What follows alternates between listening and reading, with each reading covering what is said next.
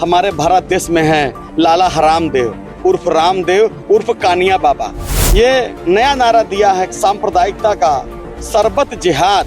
ये वही बाबा है दोस्तों जो कहता था कि 40 रुपया लीटर पेट्रोल बिकेगा। व्यापार के लिए सरबत जिहाद, हिंदू मुसलमान, ये बाबा को शोभा नहीं देता, ये बाबा का स्वभाव नहीं है। पतंजलि आयुर्वेद के नाम पर पूरे देश को लूट रहा है। इसके सारे प्रोडक्ट जो है फेल हैं।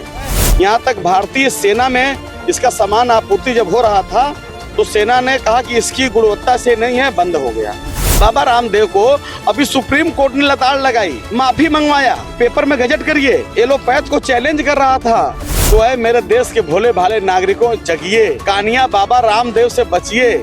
आज से ये प्रण लीजिए कि लाला हरामदेव के पतंजलि के हर आइटम का आप बहिष्कार करेंगे।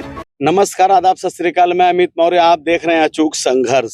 बाबा नाम आते ही पहले आदर और श्रद्धा के भाव उत्पन्न हो जाते थे, लेकिन अब बाबा नाम आने पर दुष्ट, लंपट, नीच जो भी कह सकें, एक ऐसा ही बाबा हमारे भारत देश में है, लाला हरामदेव रामदेव उर्फ कानिया बाबा। पिक्चर देखे ना, बिट्ठल कानिया वास्तव वाला, उसी तरह एक आंख ऐसे ऐसे टिमटिमाते हुए बात करता है बाबा रामदेव।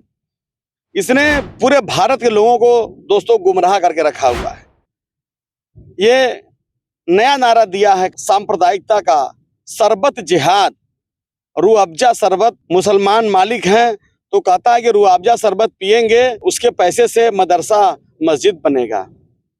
वो उसके धर्म की बात है, वो पैसा कमाता है, अपने धर्म पर खर्च करे। अपने हिंदू समाज में लोग जो व्यापारी व्यापार करके पैसा कमाते हैं, वो भी मंदिर बनवाते हैं, धर्मशाला बनवाते हैं।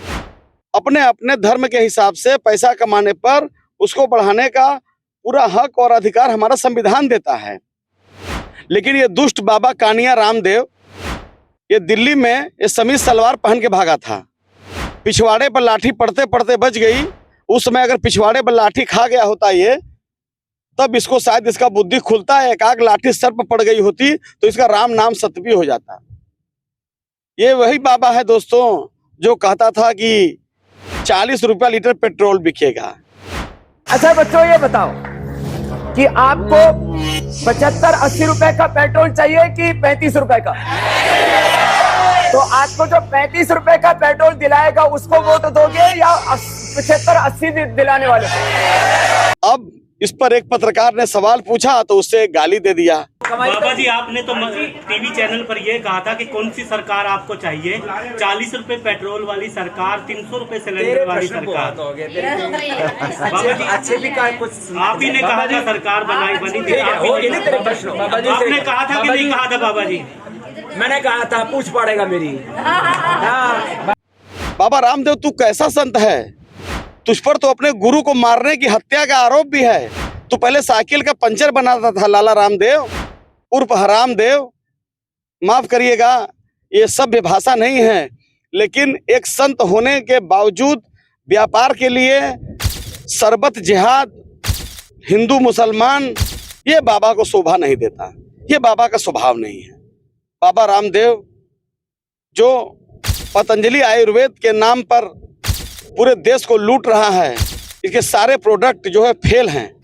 एक भी जांच में सही नहीं आया है। यहाँ तक भारतीय सेना में इसका सामान आपूर्ति जब हो रहा था तो सेना ने कहा कि इसकी गुणवत्ता से नहीं है, बंद हो गया। लेकिन सरकार का संरक्षण है। ये पतंजलि के देसी घी बेचते हैं। ये कितना गाय पाले हैं कि पूरे देश को देसी घी सप्लाई कर रहे हैं भाई। देसी घी शुद्ध कम से कम 2500 रुपया किलो मिलता है। बाकी सब देसी घी खा रहे हैं तो जहर खा रहे हैं। खैर, बात विषयांतर हो जाएगी। अब आते हैं बाबा रामदेव पर। बाबा रामदेव को अभी सुप्रीम कोर्ट ने लताड़ लगाई, माफी मंगवाया, बोला नहीं नहीं आप पेपर में गजट करिए। ये एलोपैथ को चैलेंज कर रहा था। जब खुद बीमार होता है या इसका जो खास चमचा है बालकृष्ण, जब वो बीमार होता है तो एम्स में जाते हैं। तो है मेरे देश के भोले भाले नागरिकों, जगिए, कानिया बाबा रामदेव से बचिए। आप अपना प्रोडक्ट, अपना खुद देसी सामान अपने घर में बना सकते हैं। तमाम शहरों में गल्ला मंडी है, किराना मंडी है, वहां से हर आयुर्वेद का सामान मिलता है। तो दोस्तों, बहुत ज्यादा कुछ नहीं कहना है, बस यही कहना है लाला रामदेव सिर्फ अपना व्यापार कर रहा है और आपको धर्म के नाम पर लड़ाएगा, लेकिन अपनी बुद्धि का इस्तेमाल करिए।